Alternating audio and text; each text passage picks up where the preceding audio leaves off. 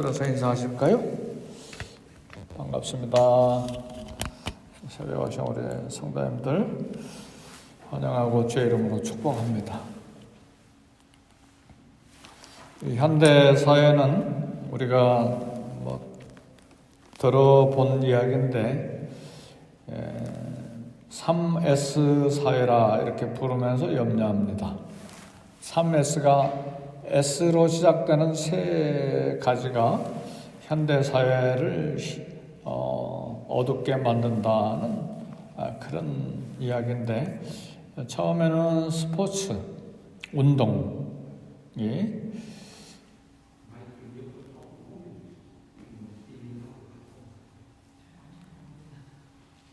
그래요?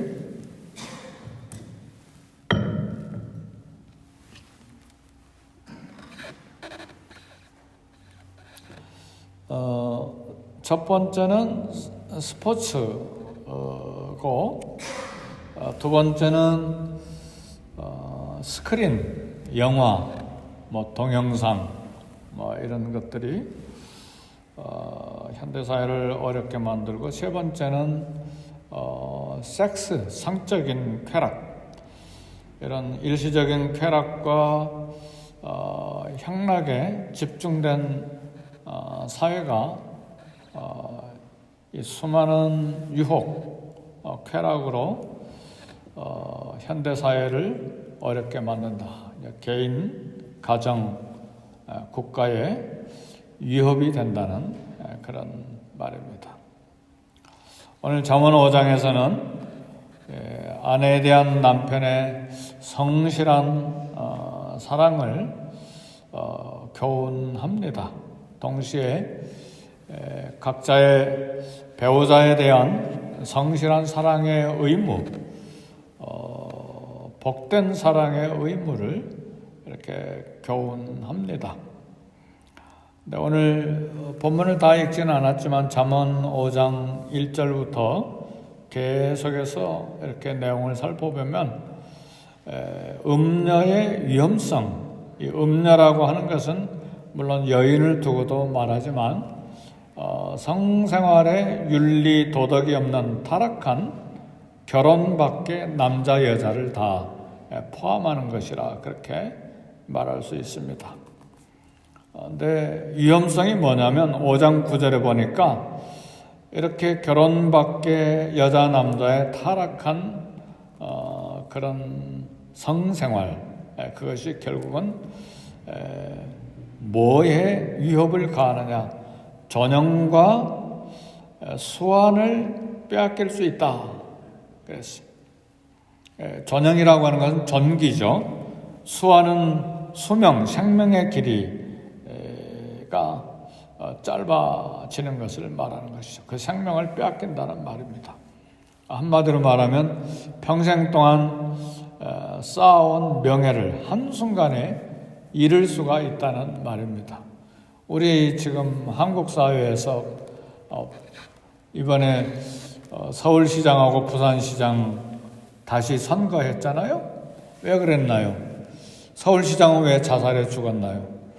부산시장은 왜 시장에서 사퇴해야 됐나요? 다 이런 결혼 밖에 여자 남자의 그런 성생활 윤리 도덕이 타락한 결과로 서울시장은 대통령 후보가 될 수도 있는 사람인데 명예 뺏겼을 뿐만 아니라 생명도 이렇게 끝나버리고 말았습니다. 그분이 잠언 말씀을 좀 많이 읽었다면 얼마나 좋았을까요? 그죠? 근데 그분은 기독교인은 아니었던 것 같아요. 그죠? 서울시에 퀴어 축제라고 동성애 그런 걸 막 개방하고 그런 걸 보니까 기독교인은 아니었던 것 같아요.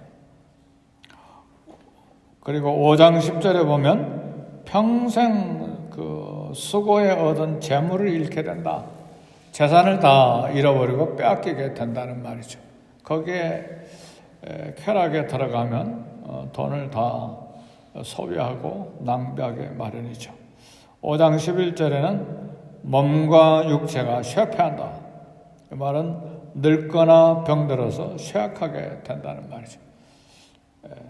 건강을 다 잃어버린다는 말입니다. 결국은 이런 음료, 결혼밖에 성적인 쾌락의 대상 때문에 명예를 잃고 돈을 잃고 건강을 잃어버리는 패망을 얻는다. 이것들이 이제 위험성이라 말하고. 근데 오늘 이 말씀은 지금 누가 하고 있죠? 누구를 통해서 성령께서 말씀하고 있죠? 솔로몬을 통해서 하고 있어요. 그러니까 솔로몬이 한 말은 귀담아 들어야 됩니다.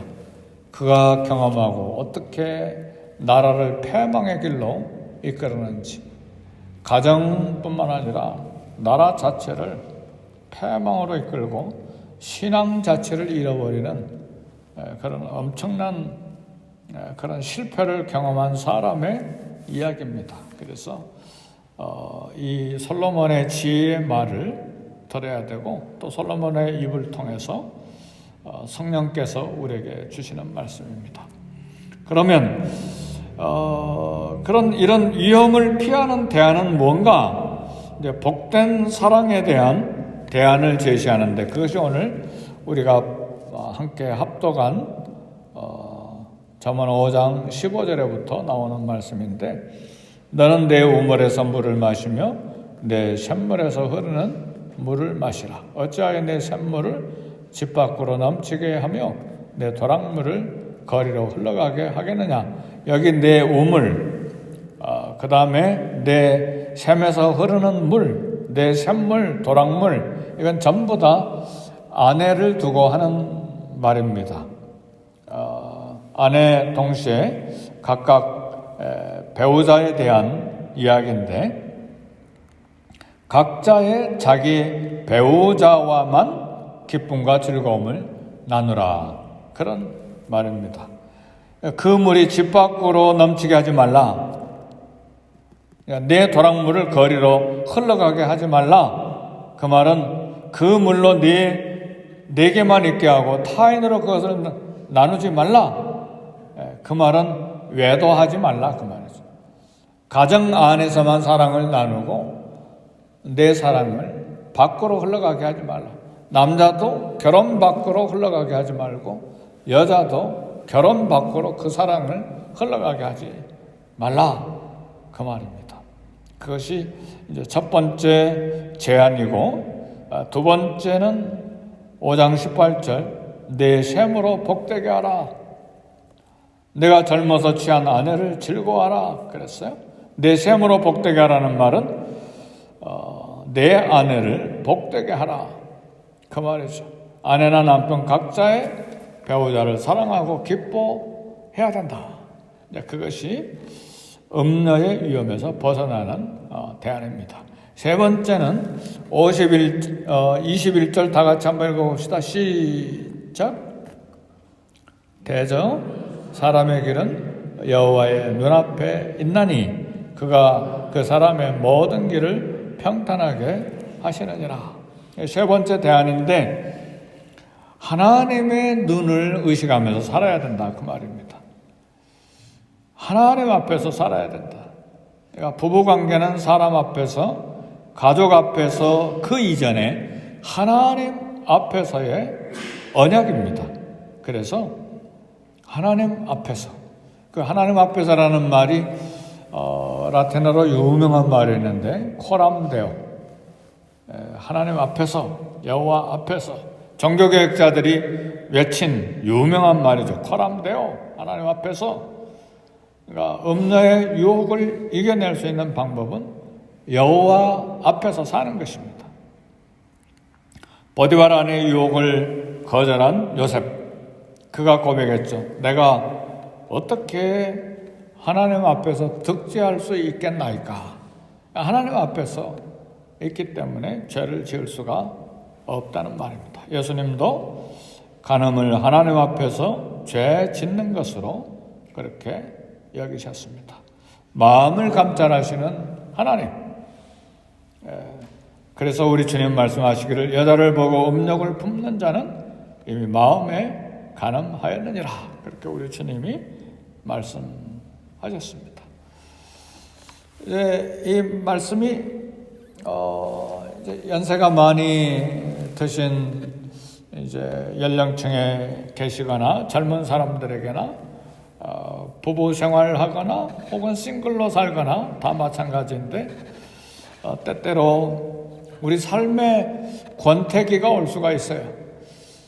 부부간에도 권태기가 올 수 있고 싱글로 살아도 삶이 그냥 권태가 오는 경우가 있는데 이럴 때 부부에게 권태기가 오는 경우에 집 밖으로 샘물이 흘러가게, 도랑물이 거리로 흘러가게, 다시 말하면 결혼 밖에서 또 다른 그런 쾌락을 찾아 나가는 그런 경우들이 생기고 싱글로 살아도 유혹들이 있어요. 그렇죠? 뭐 여러 가지 유혹들이 있는데 삶의 권태 때문에 우리의 사랑은 육체적인 사랑만 있는 것이 아니고 정신적인 사랑도 있고 또 영적인 사랑도 있습니다. 그래서 그리스도 안에서 사랑, 복된 사랑을 갖고 나가야 될 텐데 이런 인생의 권태기만 있는 것이 아니고 놀라운 것은 신앙생활에도 권태기가 있다는 사실이에요. 네, 이때 어떻게 신앙을 다시 회복할 것인가? 그 말은 다시 무슨 말이냐면 예수님에 대한 사랑에 대해서 권태기가 올 수 있다는 말이에요. 예수님에 대한 감각이 하나도 없어지고 예수님에 대한 사랑도 느껴지지 않고 이런 권태기가 오는 경우들이 있는데 이땐 참 하나님 앞에 기도 많이 해야 돼요. 말씀 붙들고 씨름하고 엎드려서 기도하고 그래서 이런 권태기를 이길 수 있도록 하기 위해서 근데 이 권태기가 하루아침에 오는 것이 아니라 하나님과의 나와의 관계를 점점 멀리할 때 찾아와요. 말씀을 멀리하고 기도를 멀리하고 봉사를 멀리하고 또 예배를 소홀히 하고 그리고 세상에 대해서 자꾸 마음을 쏟아부을 때 그래서 우리 주님도 경계를 했어요. 세상 염려, 재리의 유혹 그러니까 예수님보다 더 사랑하는 것을 우리 마음속에 더 많이 두는 거예요. 아무리 학문을 좋아하고 아무리 뭐 음악이나 그림이나 뭐 이런 것까지 포함해서 예술을 좋아하고 뭐 철학을 좋아하고 뭐 굉장한 걸 좋아한다 할지라도 예수님보다 점점점 그걸 더 사랑하고 더 깊게 들어가면 신앙의 권태기가 찾아오게 마련이고 아무리 그것에 대한 성취가 있어도 허무해요. 인생은 허무하게 돼 있어요. 솔로몬이 이야기했잖아요. 헛되고 헛되니 모든 것이 헛되도다. 우리 주님이 생명입니다. 영원한 생명이에요. 그 안에 참 만족과 즐거움이 우리 예수님에게만 있어요. 이건 뭐 수도 없이 설교 때마다 반복하는 말씀인데 정말 주님만이 참 생명이에요. 아무리 돈을 많이 쌓고 아무리 명예를 쌓고 아무리 권력을 쌓고 아무리 인생의 성취를 마지막 순간까지 다 쌓아놨어도 그건 자기 만족이지 인생은 허무합니다. 그렇죠? 우리 주님을 깊게 날마다 만나가야 돼요. 부부간에도 역시 마찬가지죠. 대화가 끊어지고 관심이 사라지고 그런 마음이 밖으로 샘물이 밖으로 흘러가게 되는데 그건 아주 경계해야 될 일입니다. 사랑하는 성도 여러분, 우리 선교지에서 우리 형제자매 부부가 생각이 났어요. 상파울에서 사역하다가 이따빼비라고 하는 곳에 한 40-50km 떨어지는 곳에 가서 새롭게 교회를 개척하는데 빈 들에 어떻게 교회를 개척합니까? 근데 하나님이 보내주셨어요. 젊은 부부를, 아기 하나 있는 부부. 남편은 얼굴이 까만 끌라우지요. 부인은 얼굴이 하얀 백인 여성인 실비아. 부부가 아기 하나 데리고 남자 하나 데리고 우리 교회 이제 개척하는데 너무너무 감사해요. 둘 다 찬양 잘하고 둘 다 교사, 주일학교 교사하고, 그러니까 아이들부터 시작해서 이렇게 주일학교 돕고. 그런데 나중에 딸을 하나 더 낳았어요. 아이라라고 딸을 하나 낳고, 너무 지금 10몇 년이 지났는데도 자녀들 이름까지 제가 다 기억하고 있으니까 제가 귀하게 여긴 부부죠. 아들 이름은 찌아곤데 찌아곤 장가 갔다는 이야기 들었어요, 최근에. 우리 자녀들하고도 친한 애들이니까. 근데 몇 년 지나다가 이상한 소리가 들려와요.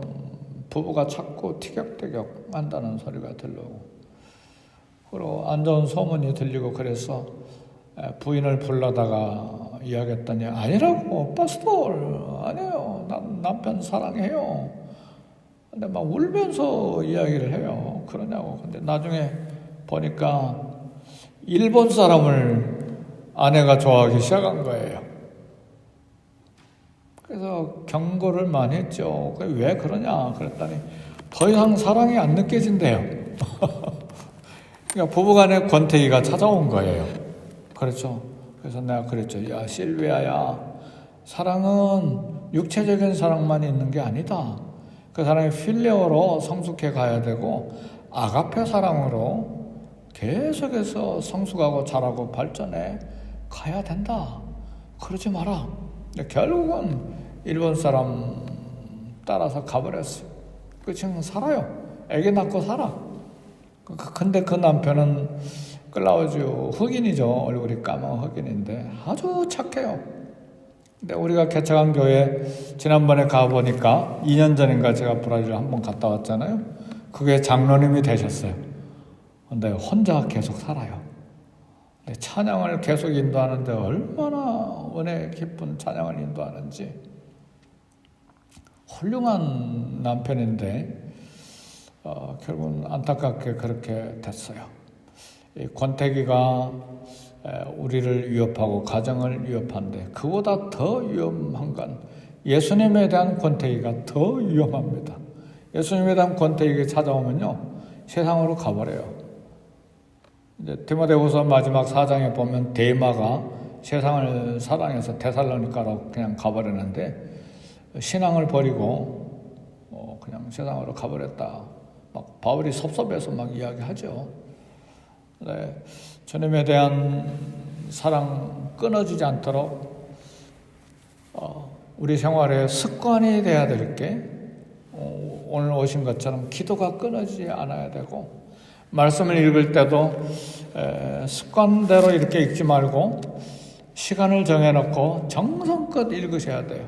성령의 도우심을 구하고, 그리고 말씀에 순종하는 삶을 살고, 성령님의 은혜와 도우심을 얻도록 늘 기도하고 주님의 은혜를 구해야 됩니다. 왜냐하면 우리 신앙생활에도 우리 능력, 힘으로 되는 것이 아니고 주님의 은혜를 입어야 되기 때문에 그렇습니다. 그러니까 세상을 사랑하는 마음, 예수님보다 더 사랑하는 마음이 자꾸 생기거나 그걸 아주 절제해야 되고, 그보다 더 경계해야 될 건 세상을 사랑하는 마음이에요. 쾌락을 사랑하는 마음. 두려워하지 말고 염려하지 말고 우리 주님이 나의 생명인 걸 알고 평생에 붙잡고 주님 앞에 살아갈 수 있기를 바라요. 그러면 우리 주님께서 우리 마음 붙들어 주시고 끝까지 잘 천국에까지 도착할 수 있도록 은혜를 베풀어 주실 것을 믿습니다. 네, 이 말씀이 이제 6장에도 7장에도 조금씩 더 반복이 되는데, 우리 믿음의 사람 리더 중에 삶을 잘 끝맺음하는 퍼센트가 30%밖에 되지 않는다, 그렇게 말해요. 우리 신학자들이 그렇게 연구를 했어요. 다 삶이 잘 끝나는 게 아니에요. 예수님을 믿었어도, 예를 들면 솔로몬도 다윗도 삶을 잘 끝낸 사람들이 아니잖아요. 그죠?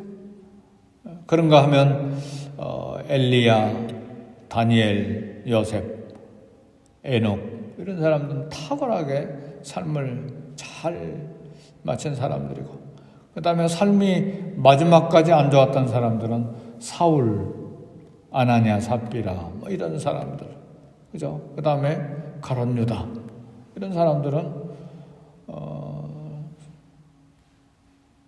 다윗과 솔로몬과는 또 비교하지 못하게 삶이 그 영혼이 어떻게 되는지 모를 정도로 어렵게 된 사람들이죠.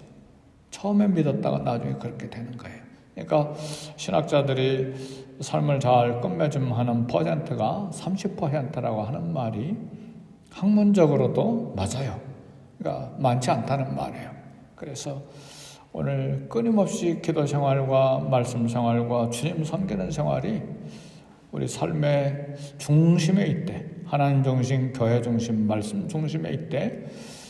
예수님을 어찌하든지 심장에 모시고 사랑하는 믿음이 우리 삶을 지배하고 다스리고 끝까지 있도록 은혜를 사모할 때 성령께서 우리 삶도 붙들어 주시고 개인도 가정도 붙들어 주시고 교회도 붙들어 주시고, 교회를 이야기하니까 교역자들도 삶을 잘 끝내지 못하고 어렵게 된 사람들도 있어요. 교회가 작든지 크든지. 뉴욕에 한 5,000명 된 우리 한국인 교회가 그냥 무너져 버렸잖아요. 5,000명 된 교회가, 교역자가 무너져 버리니까 교회도 무너져 버리잖아요. 이 땅을 사는 게 그렇게 낭만적이지 않죠? 그렇죠? 쉽지가 않아요. 그러니까 목회자뿐만 아니라 우리 교회 리더들도 또 우리 모든 성도들이 다 하나님 앞에서 두렵고 떨림으로 너의 구원을 이루라는 사도 바울의 말씀이야말로 진리의 말씀이에요. 이제 내가 예수 믿었으니까 구원 받았다. 천국 시민권 얻어놨다. 이제는 마음대로 살자. 절대 아닙니다. 그 문제 때문에 어제 주보의 목양실 칼럼에 값싼 은혜, 싸구려 은혜에 대해서 써놓은 거예요. 예수 믿고 구원받았으니까 어린 양의 피가 어떤 죄든지 다 용서하니까 마음대로 살자. 그럴 수 없느니라. 하나님이 금하신다. 그렇게 바울은 이야기한 것입니다. 우리 자유를 마음대로 사용하지 말고 그 자유를 예수님께 드림으로 하나님 앞에 살아갈 수 있는 저와 여러분이 될 수 있기를 주 이름으로 축복합니다. 네, 기도하십시다. 우리 기도할 때에 교회를 위해서 기도하시고 부족한 담임 목사 저를 위해서 계속 기도해 주시고 그리고 우리 교회 선데이 스쿨 모든 부서들을 위해서 기도하시고 또 개인 가정 생업을 위해서 우리 같이 기도하십시다.